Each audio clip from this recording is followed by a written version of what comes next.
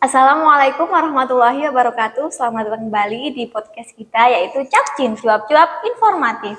Nah, kali ini di samping saya udah ada Bu Dokter Vivin. Halo Dok. Halo Mbak Mei. Nah, Bu Dokter Vivin ini adalah salah satu dokter internship juga di Puskesmas Bagu. Nah, Dok, kali ini kita mau bahas tentang jajanan yang lagi viral, yang katanya banyak korban nih Dok. Oh iya. Namanya Cikibul. Ciki yang ngebul ya Dok? Iya, benar Cikbul. Ya, jadi jajanannya itu berwarna-warni, terus kayak dikasih air gitu, jadinya keluar asap-asap gitu ya Dok ya? Iya benar, keluar asap yang buat menarik kayaknya. Dan buat penasaran ya Dok, kenapa bisa keluar asap kayak gitu? Nah Dok, benar gak sih itu emang berbahaya Dok?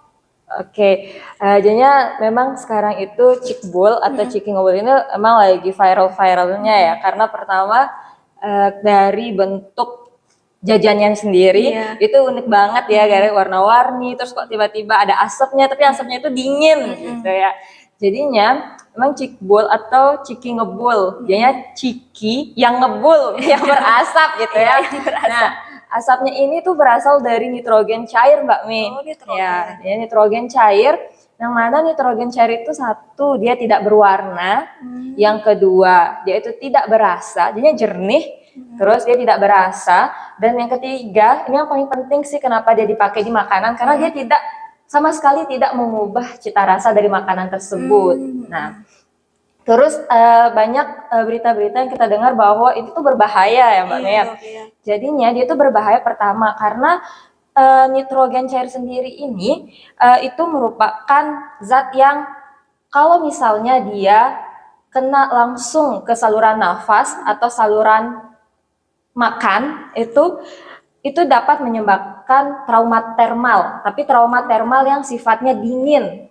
Trauma termal itu gimana Dok? Jadinya trauma termal itu sama kayak misalnya trauma karena suhu. Termal itu suhu, kaget, kaget suhu. Misalnya kita kena panas kan, itu trauma termal panas. Nah, tapi karena nitrogen ini sifatnya dingin, dia itu adalah trauma termal yang dingin. Nah, dia itu bisa menyebabkan gejala seperti rasa terbakar, entah itu di tenggorokan, kemudian atau di saluran nafas, atau misalnya kalau misalnya kita konsumsi dalam jangka waktu yang lama, dia itu bisa menyebabkan kerusakan internal di dalam organ tubuh kita. Nah, jadinya secara garis besarnya, dia itu ada dua. Apabila kita kena secara inhalasi dalam arti menghirup, ya, jadinya asapnya itu kita hirup, nanti yang kena itu adalah otomatis organ yang penghirup kita, organ saluran yang menghirup, saluran nafasnya. Kalau misalnya dalam jangka waktu lama nanti bisa menyebabkan sesak nafas atau kekurangan oksigen, asfiksia. Nah, yang kedua itu ada direct kontak atau kontak secara langsung, Mbak Mei. Ya, nanti kita makan, nanti bisa kena langsung ke tenggorokan kita atau misalnya saluran cerna yang lain, itu bisa menyebabkan nanti luka bakar, tapi luka bakar dingin. Luka bakar dingin. Iya, luka bakar gimana dingin. Iya, luka bakar dingin itu jadinya bedanya tuh sama sebenarnya ya, seperti luka bakar panas, api, tapi dia emang karena sifatnya terlalu dingin, sama kalau kita ya, kalau misalnya kita kedinginan nih pada suhu yang dingin, otomatis nanti pucat, tangan-tangan kita pucat kalau misalnya kita pegang air.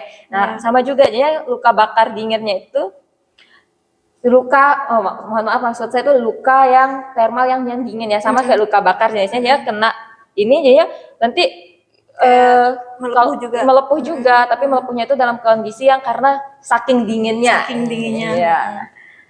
Kalau jajanan Cikibul ini di NTB ada juga ya Dok ya?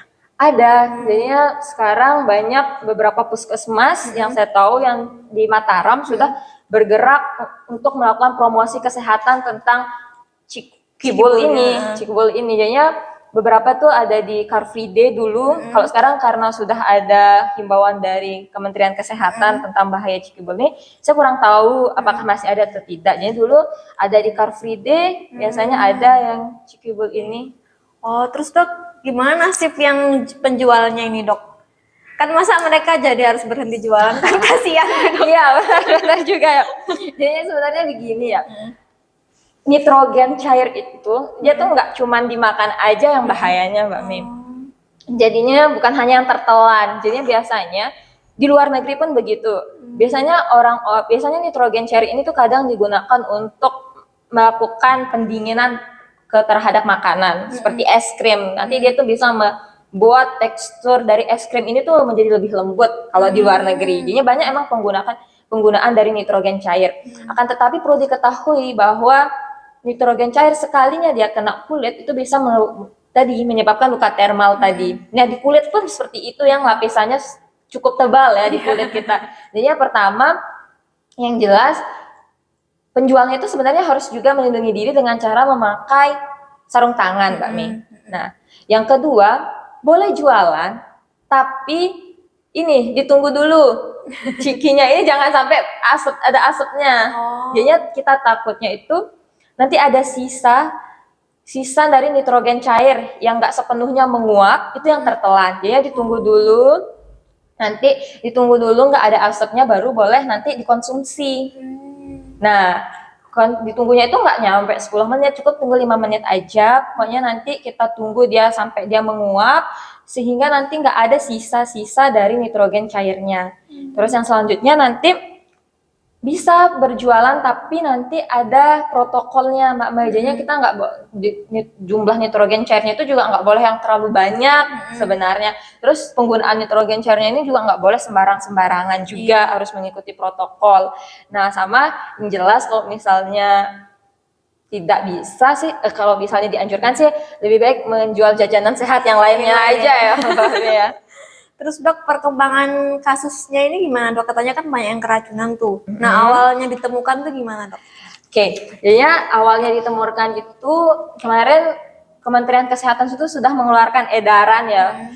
Kemenkes sudah mengeluarkan edaran nomor KL.02.02.C garing 90 garing 2023 tentang kejadian dari cikbul ini atau ciki ngebul yang menyebabkan keracunan pada beberapa anak-anak khususnya. Yang pertama itu pada bulan Juli 2022 itu satu kasus luka bakar pada anak yang disebabkan oleh konsumsi nih ciki ngebul di desa Ngasinan, Kecamatan Jetis, Kabupaten Ponorogo. Luka bakar di mana itu Dok? Ya, jadi luka bakarnya itu seperti itu yang tadi dia tuh kena ke tangannya. Oh, kena ke tangannya. Iya, jadinya takutnya tuh tadi ada residu cairan tadi itu atau sisa nitrogen yang tidak menguap sepenuhnya, hanya masih ada sisa atau residu dari cairannya itu tuh nanti bisa kena tangan tuh bisa menyebabkan seperti yang tadi luka bakar. Nah, terus selain itu nggak hanya berakhir di bulan Juli, Mbak Mei, ya mungkin belum aware ya tentang cikbul ini. Terus pada 19 November 2022 itu UPTD Puskesmas Lewisari Tasikmalaya juga melaporkan KLB keracunan, tapi dia bilang keracunan dari ciki ngebul yang berjumlah 23 orang. Banyak sekali. Iya, jadi banyak sekali ya di Tasikmalaya.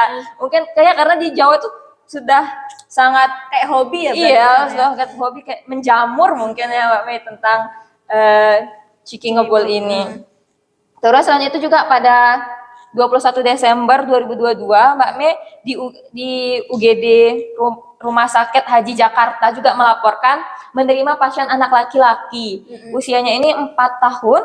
Terus dia itu datang dengan keluhan nyeri perut yang sangat hebat setelah mengkonsumsi dari cikibul ini. Jadi nyeri perut yang sangat hebat.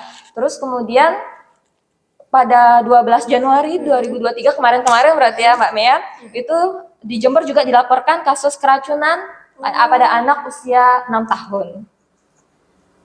Terus Dok, emang nggak ada upaya pemerintah ya, kan itu udah dari Juni ya, sampai saat ini mungkin ada aturan baru tentang cikibul ini Dok? Iya, jadinya aturannya itu seperti pertama tadi mengeluarkan edaran terkait dengan jadinya dikumpulkan kasusnya dulu, jadinya mungkin yang waktu bulan Juli itu yang pertama belum terlalu aware ya pemerintah juga apakah benar karena cikibul ini atau seperti apa ya karena baru satu. Terus karena itu kan juga kita tidak bisa mengatakan itu KLB atau semacam apa karena belum diteliti dari jajanan tersebut. Nah, mulai dilihat-lihat lagi sampai terakhir bulan Januari itu pemerintah sudah mengeluarkan himbauan sebenarnya untuk membatasi penggunaan nitrogen cair terhadap makanan.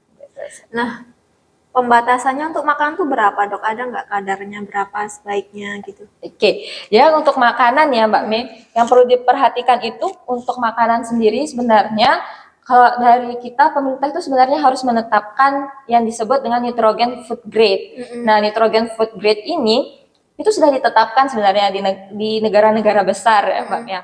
Kayak di Eropa, Amerika Serikat itu harus memenuhi dari nitrogen food grade. Nah, tapi perlu diketahui jadinya suatu nitrogen cair itu bisa menyebabkan kebocoran atau lubang pada lambungnya itu ketika dia itu sudah melebihi dari 5 cc.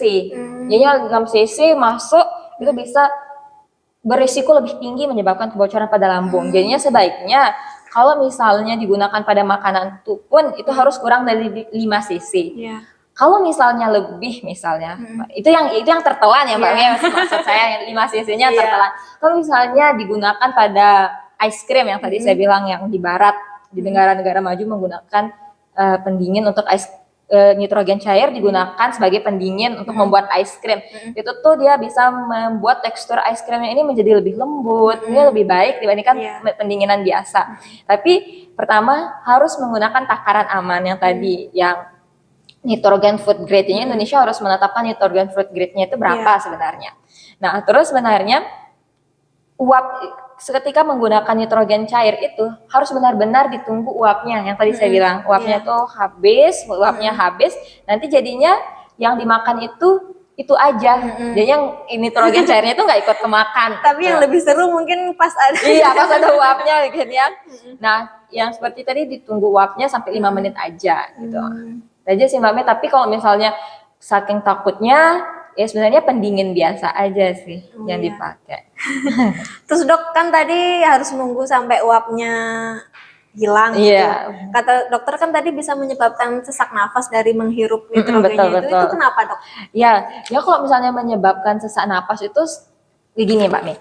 Sebenarnya kandungan nitrogen saat kita bernafas ini jauh lebih besar nitrogen daripada oksigen sebenarnya. Jadinya sebenarnya nitrogen ini ada bebas di udara ya. Tapi nitrogen ini dia tuh bisa mengikat udara. Nah, apabila konsentrasinya dia itu lebih dari 88%, di sekitar kita ini lebih konsentrasi dari nitrogennya itu jauh lebih seperti 88%, dia itu akan dapat menyebabkan penurunan oksigen di dalam tubuh kita. Nah, kalau misalnya sudah terjadi penurunan oksigen di dalam tubuh kita, otomatis nanti bisa terjadi sesak mendadak. Gitu ya berbahaya ya pokoknya kalau yang asap itu sudah berbahaya. Asap rokok juga berbahaya karena ada asap cikbul. Nah dok, selain sesak nafas tadi kan tadi ada yang katanya lambungnya bocor gitu, itu kok bisa dok, gimana dok? Iya tadi sebenarnya kalau misalnya tadi sesak nafas itu karena terlalu banyak nitrogen di luar itu menyebabkan oksigen yang dalam tubuh itu turun. Sedangkan kalau ini yang lambung ya, yang lambung bocor kan tadi berarti kalau lambungnya bocor berarti tertelan Mbak Mia. Tertelan ya. Jadinya sudah saya katakan tadi nitrogen cair itu dia sifatnya sangat dingin Mbak Mia, bisa menyebabkan trauma termal, trauma suhu yang dingin. Nah, ini menarik sekali Mbak Mia. Jadinya nitrogen cair itu dia tuh memiliki suhu itu mencapai minus 196 derajat Celcius. Jadi itu maksudnya yang sangat dinginnya itu minus 196 derajat Celcius yang kalau misalnya dia masuk kena mukosa atau kena pelapis tubuh kita, itu langsung bisa menyebabkan terbakar, tapi terbakarnya itu yang dingin tadi atau yang kita sebut dengan frostbite. Kayaknya nitrogen cair kayak neraka. Jadi tapi neraka yang dingin Mbak. Ya benar. Iya neraka yang dingin. Jadinya mekanismenya itu seperti ini Mbak Mei. Kan kalau misalnya kita pegang es batu, otomatis nanti aliran darah kita ke ujung jari itu berkurang pucat ya. Pucat. Kalau misalnya nitrogen cair ini, dia tertelan Mbak Mei, dia nempel di mukosa atau pelapis di lambung, itu otomatis kan sangat dingin ya Mbak Mei. Otomatis pembuluh darah, dia pembuluh darahnya itu pucat karena aliran darahnya itu mengecil, jadi pembuluh darahnya itu akan mengecil.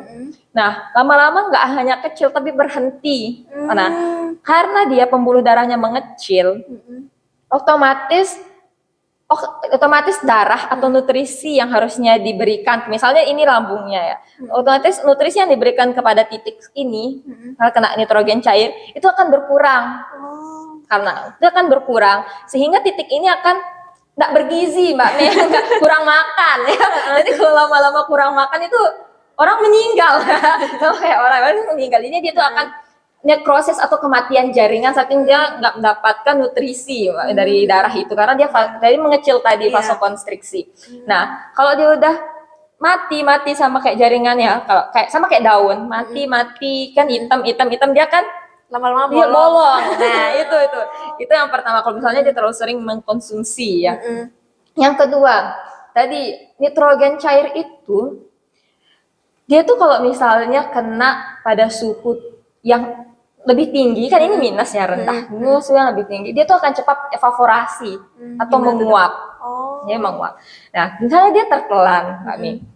Kalau misalnya dia tertelan, tubuh kita ini kan hangat dalamnya, ya suhunya itu hangat, dingin. Otomatis yang dari minus 196 derajat Celcius tadi itu kena yang hangat, otomatis dia akan menguap. Dan yang uniknya lagi dari nitrogen cair ini, misalnya satu bantal itu nitrogen cair, Mbak Mei. Dia akan menguap menjadi 700 bantal. Iya, jadinya uapannya itu dia 700. Jadi gimana tuh lambung kita yang segini? Lambung kita misalnya cuma segini, Mbak Mei, cuma setitik. Jadi gasnya itu sangat banyak. Nah, itu yang kadang pasien mengeluhkan rasa kembung atau yang sangat sakit tadi pada anak-anak yang ada di Jakarta. Yang di Jakarta itu sakit perutnya karena gasnya terlalu banyak yang ada, jadinya dari yang cair berevaporasi atau menguap menjadi gas yang sangat banyak yang 700. Nah, gas yang sangat banyak ini otomatis akan membuat tekanan di lambungnya itu akan semakin tinggi. Yang berdesak-desakan ya kayak di ruangan. Berarti bisa perutnya nggak jadi membesar gitu ya? Iya, bukan membesar, kayak kembung. Iya, kembung ya. Kembung karena kebanyakan gas. Nah, dalam jangka waktu yang kejadian ini itu kita sebut sebagai barotrauma, Mbak Mei. Jadi ya barotrauma atau mekanisme perubahan tekanan yang sangat tinggi. Nah, barotrauma ini nanti juga bisa menyebabkan satu tadi nekrosis jaringan atau kematian. Kematian tadi pada akhirnya juga bisa menyebabkan tadi yang lambung bocor atau berlubang gitu. Berarti sebenarnya lambungnya bocor itu nggak langsung ya, Dok ya? Maksudnya itu pasti mungkin udah sering mengkonsumsi. Iya. Itu lebih faktor risikonya lebih tinggi gitu karena sering mengkonsumsi. Iya. Terus Dok, dari kasus-kasus yang tadi kan kebanyakan anak-anak ya, Dok. Ada yang 6 tahun, 4 tahun, itu kenapa, Dok?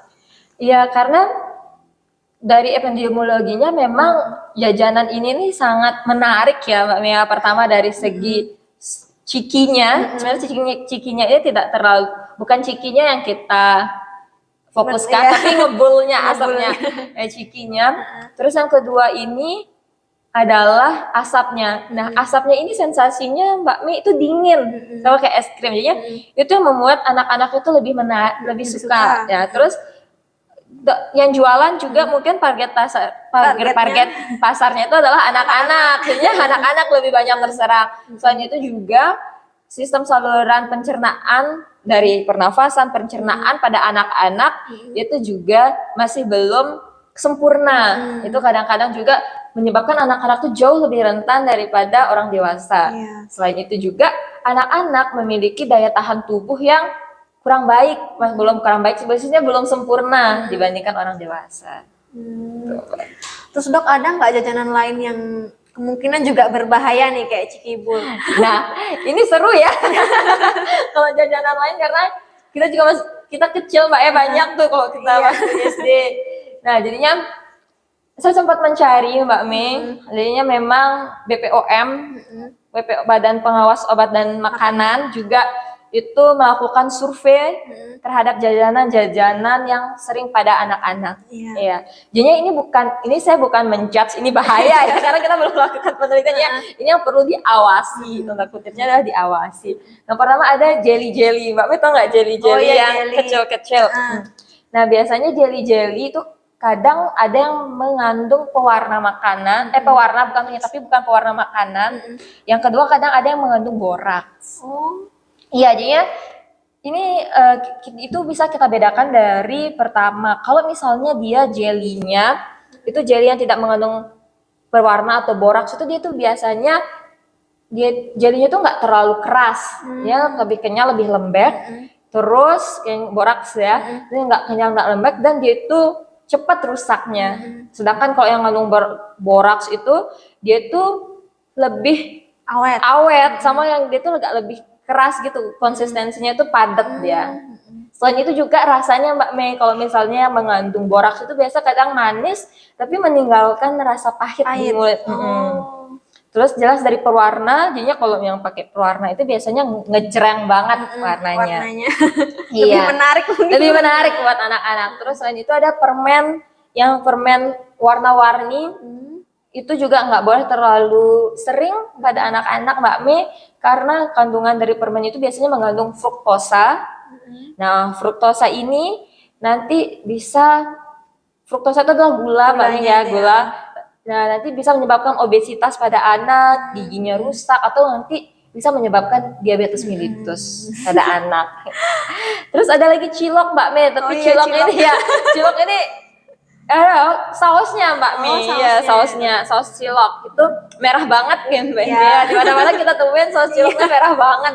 Itu biasanya mengandung rodamin B yang kita kenal, pewarna merah, rodamin B itu pewarna.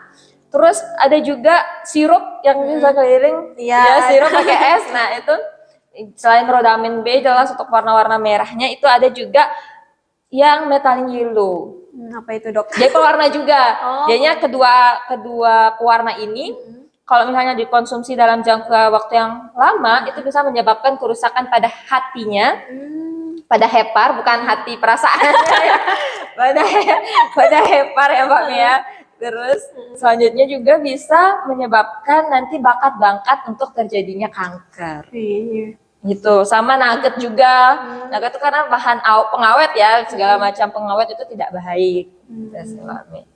Terus dok, ada nggak tips nih buat para ibu-ibu, orang tua di rumah, buat jajanan yang lebih aman tuh yang gimana dok? Oke, tipsnya ya.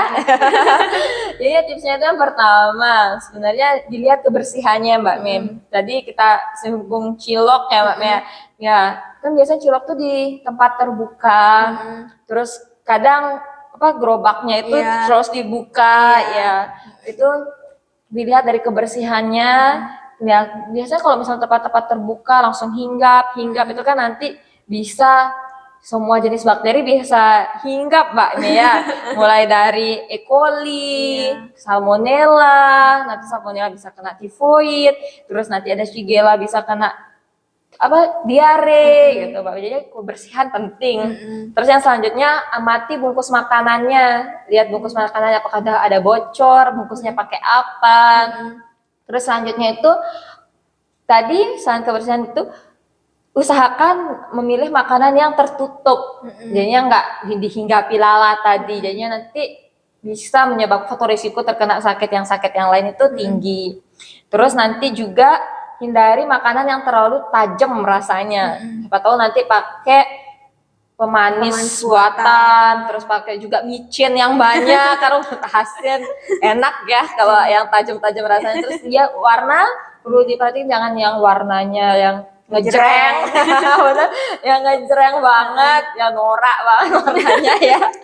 Terus nanti juga dicek juga komposisi dilihat kadaluarsa dari makanan. Oke dok, terima kasih penjelasannya tentang cikibul ini ya dok ya, sangat berbahaya ya dok ya. Iya, sangat berbahaya. Terus buat para penjual cikibul, kalau bisa jangan jualan cikibul. Iya, atau diedukasi ke konsumennya untuk tunggu asapnya dulu. Nggak apa-apa foto-foto, tapi waktu mau makan ditunggu asapnya, nggak ada asapnya. Terus juga kalau misalnya sampai ada kasus nanti mungkin penjualnya bisa dituntut juga ya dok ya?